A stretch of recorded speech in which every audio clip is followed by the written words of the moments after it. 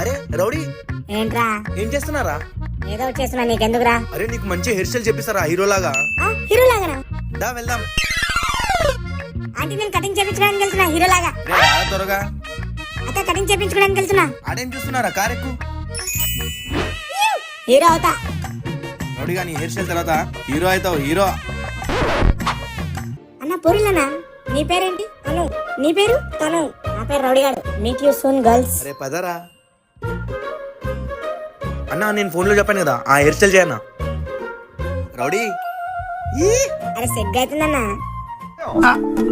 ఎక్కడో కొడుతుంది సీనా. 1 hour later.